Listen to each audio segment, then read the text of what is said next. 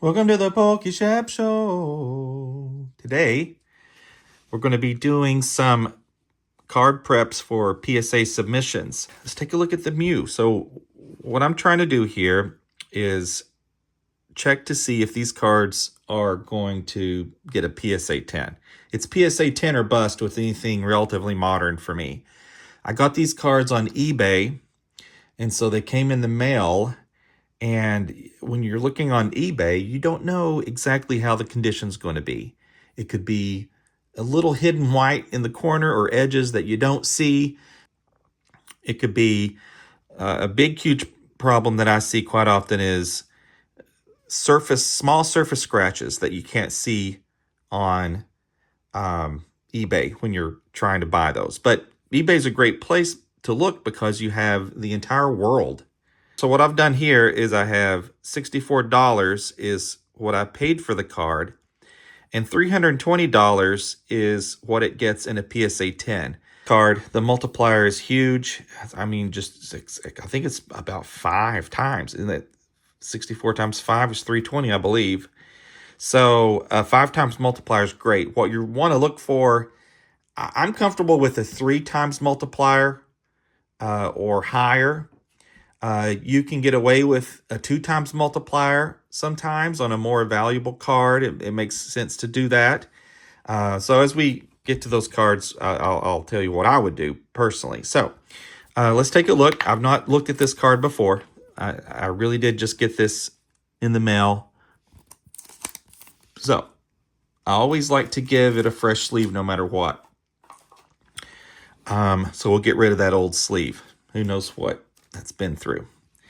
So for this card, I mean, the first thing I look for is centering. And I kind of wipe away a little bit of debris. Now make sure you wash your hands really well before you do this so you don't get any extra fingerprints on there or smudges and all that kind of thing.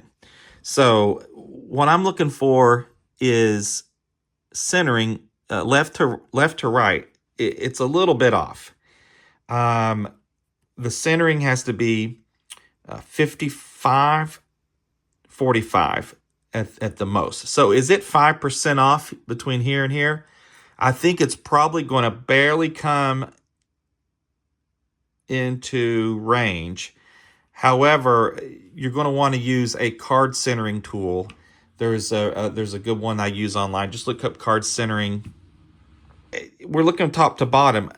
When I look at the top to bottom centering, I like to turn the card sideways. And this one, I believe it's not perfect 50-50, but I believe it's probably close enough.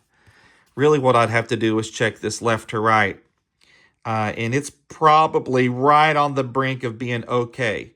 But if you're sending it to PSA, they might give you a little bit of leeway. If the card looks really, really great otherwise, they'll use what they call eye appeal and say, oh, that's an okay card. We can make that happen for a 10. Now on the back, I just see a little bit of debris I'm wiping away. Oh, there's some down here too. And so when it comes to, yeah, just gently wipe with your thumb. Usually that'll clear off most of the debris, which I did. Now, the centering on the back isn't going to matter a whole lot. This centering is perfectly fine. They give you huge leeway on the back. If you're nervous about it, look up the centering information and you can do your measurements on the back too. But I'm just wiping away just a little bit of white spot. If you're gentle, that's all I do, and it comes right off usually. So this card's looking pretty clean on the back. I don't see any issues with the corners and the edges. They all look, it all looks great. So really the only issue is possibly centering here. Now it's very important that you take a close look under really good light and to make sure there's no surface scratches. With these full art cards, there's typically not going to be, with the textured cards that is, surface scratches on the front usually from what I see. On the back, this one looks really clean. So what I'm going to do is I'm going to go check it to see if it's centered well enough. And since it's such a big multiplier, I think it's going to work. So if that's the case and it works, I just go ahead and put it in my card saver, and we move on to the next one. We got Mewtwo and Mew. Now this is also a really good ratio multiplier. $87 what I paid. It goes for around $600 in a PSA 10. So that one definitely works well. If I'm on the fence about a card that has a big multiplier like that, I'll go ahead and send it. Now, I'm going to take a close look. This is the first time I've ever seen this card, and the first thing that I see is right here at the top. There is a bit of edge ding there. It's right there. That is probably fixable.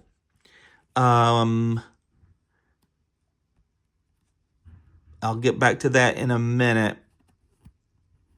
I'm going to round that corner. If the corner looks like a little bit frayed, I just rub my finger over it, and it usually fixes the problem.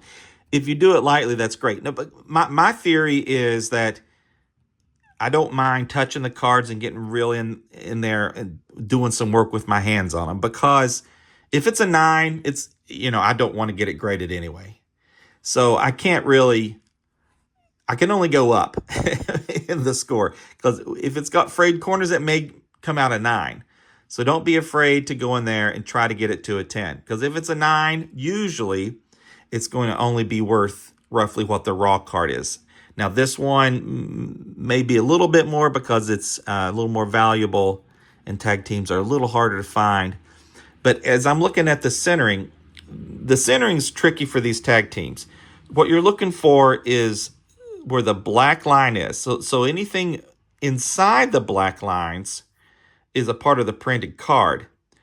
Anything out on the outside of the black lines, those are going to be, that's where it's going to be cut. So that's where we're going to find centering issues. Anything on the inside is going to be perfectly centered because it's printed that way. On the outside, we see where it's cut.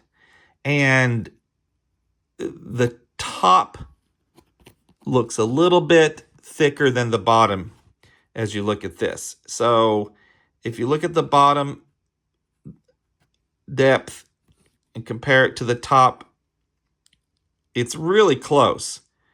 With the multiplier this big, it's probably worth trying. But that's going to be really big. It's going to be really totally subjectively up to your grader. As I look at the back of this card, I'm seeing an issue right there on the edge. I'm seeing another white spot on the edge there. The corners look very clean. So we got 2 edge issues here, 2 white spots on the edges. So I'm just going to barely rub it just to make sure that it's something that could pop right off, and just make sure I'm not missing anything. I'm going to rub this one too gently with my finger. I think those two spots are too heavy. I think that this ding, although I think I could definitely minimize this ding with a little humidity and pressing it down between 2 pieces of plastic, I think it's 3 strikes you're out on this one. So this one I am not going to get graded.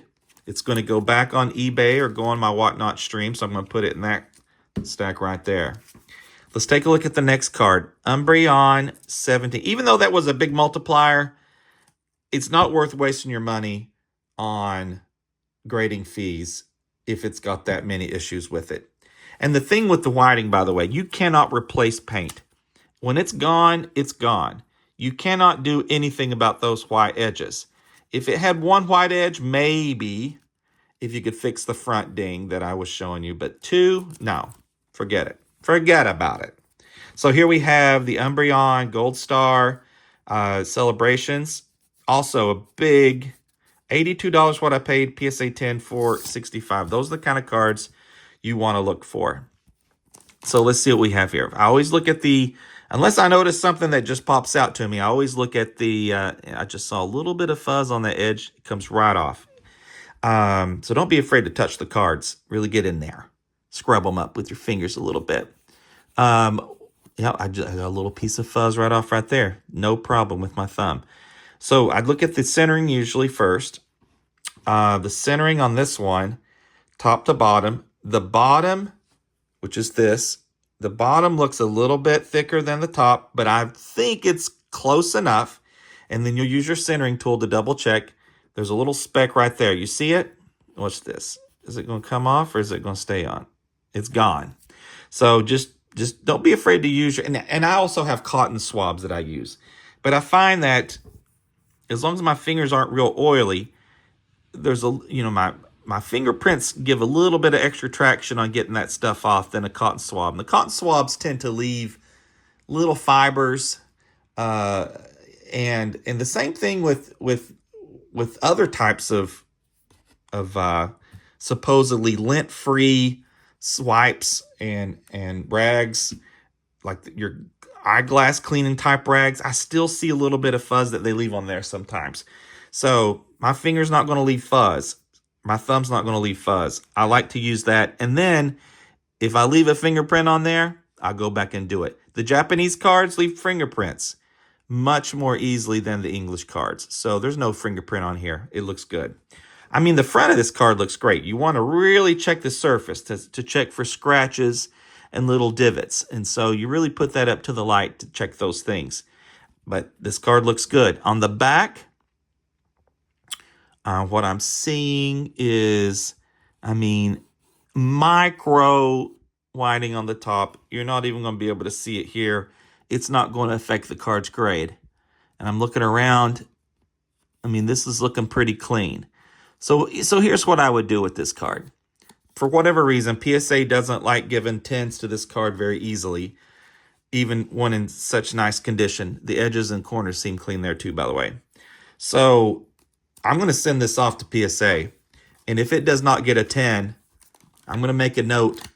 I'll make a note for everything I send. I'm going to say, get this graded again. Crack it and retry it, because I think it's going to get there.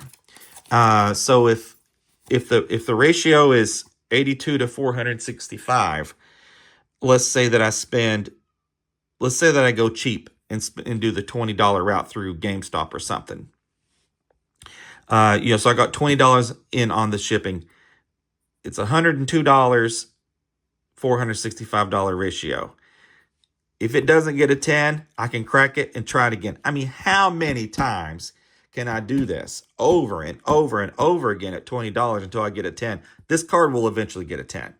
So it's just a matter of patience and how much time you have. If turnover time is important to you, then spend the $45 and get it back maybe in a month and a half instead of, 2 to 3 months, something like that. Or sometimes I'll spend the $45 route and it comes back in a month from the time I ship it to the time I get it back with PSA. So how many times can I afford to pay $45 before I get in the hole on this? So that's what I think about.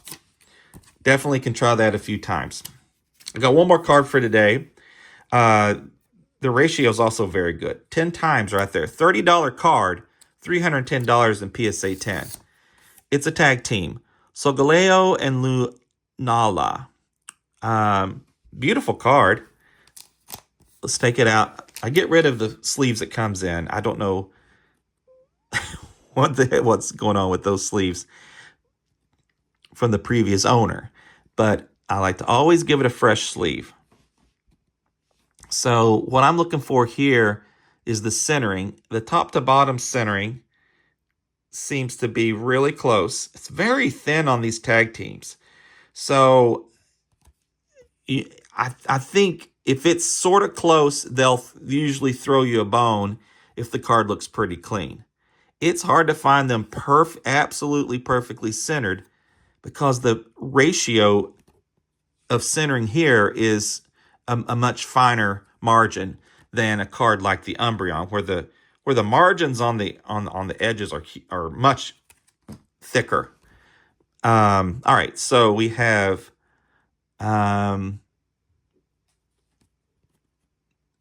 centering looks good on this one. So I'm just kind of looking for issues on the surface. I don't see any issues on the surface.